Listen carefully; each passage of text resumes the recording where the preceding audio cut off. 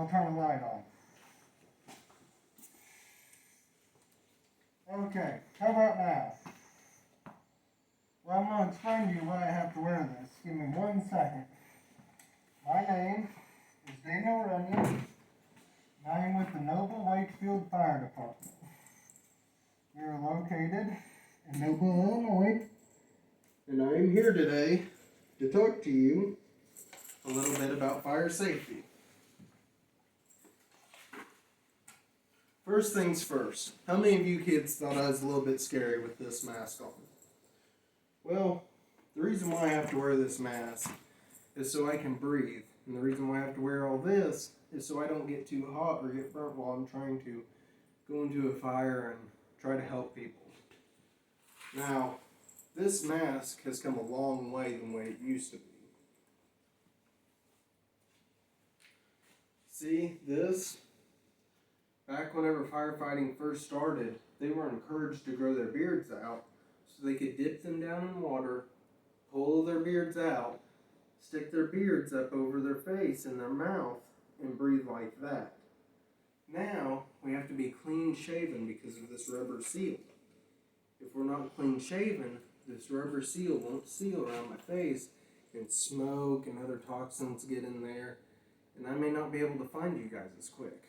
And it could be harmful to me over time. Also, my bunker here just keeps the heat out, keeps me a little bit safer so I can put out a little bit more fire.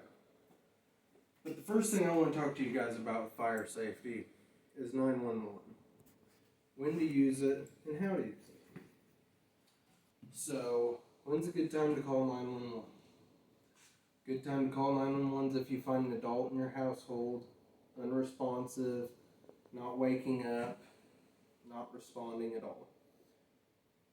If you break a leg or your brother or sister breaks a bone or there's a medical emergency, that's a good time to call 911. Bad time to call 911 is whenever you're bored or you need help with your homework. So, first thing you're going to do when calling 911 is you're going to go to your phone, whether it's a cell phone or a landline.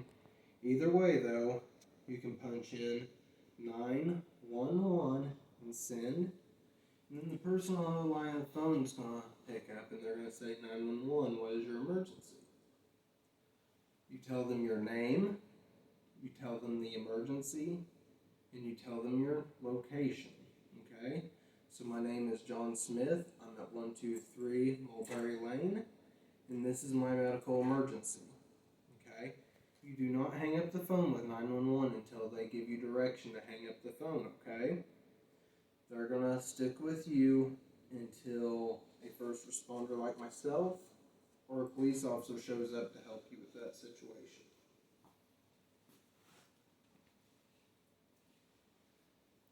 This is an in case of emergency card that I'm going to give you guys at the end of the class. This card is for you guys to take home and fill out with your parents in case there ever is an emergency and you would have to call 911. So, these are the emergency number. Could be a family member or it could be 911. Your name, home address, just stuff like that. So, whenever you get scared, you remember what to do. Next thing we're going to talk about is fire alarms or smoke detectors. Why they're important, how they're used, and this is a pretty cheap little smoke detector. It takes a 9-volt battery back here. The battery should be changed once every 6 months, but it really needs to be tested once a month. And to test this, you just press that button there, and it beeps like that.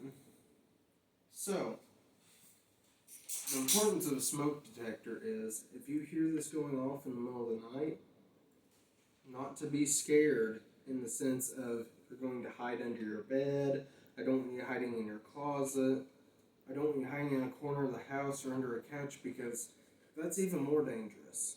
Because whenever a house is on fire, there can be a lot of smoke. And if it's at night, it's even dark outside, and we have to turn the power off before we come in. So it's very important that when you hear this alarm go off, you get on your hands and knees and you crawl, because smoke and heat rises, so the closer you are to the ground, the safer you will be.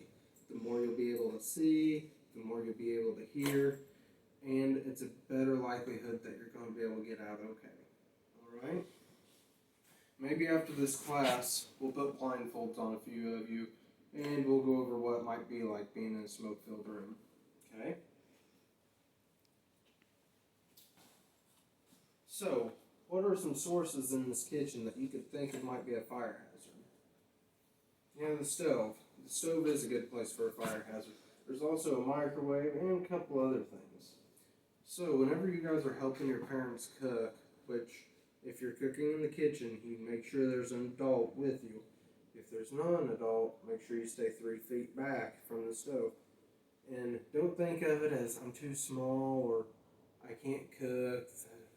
No, you're being fire watch for your parents whenever you're standing that far back. Whenever you're back like this, you can kind of look up and you can kind of see if there's any fire that might be happening. If there would have to be fire, go and get an adult, okay? It's very important that if you would have to catch on fire, you know how to stop, drop, and roll. How many of you kids know about stop, drop, and roll, or have ever heard of it? Okay, so what you do is, if you would happen to catch on fire as a last resort, you stop running, because it's scary when you're on fire. You drop to the ground, and then you roll around until you smother that fire and put that fire out, okay? If you would happen to get burned while helping your parents cook in the kitchen, make sure you run the burn under cool water. Don't put ice on it, that'll do more damage. Run cool water over it until the swelling temperature goes down, and if it's worse than that, seek medical help. Okay, this is a home escape plan. I'm going to hand you guys out a piece of paper after class, and we're going to go over your personal home escape plans. Every room in this house has 2 exits, and with these 2 exits, you and your family can know, okay, if there's a fire in the bathroom here and I'm in the bedroom, I don't want to go down this hallway, so I'm going to go out those 2 exits there. And everybody in your family needs to know this and go over it at least twice a year. That way, everybody is fresh on it and everybody understands what to do. A good meeting place could be a mailbox, could be a light post. It could be a neighbor's house that your parents trust and designate. That's also a good idea too, in case you need to call 911.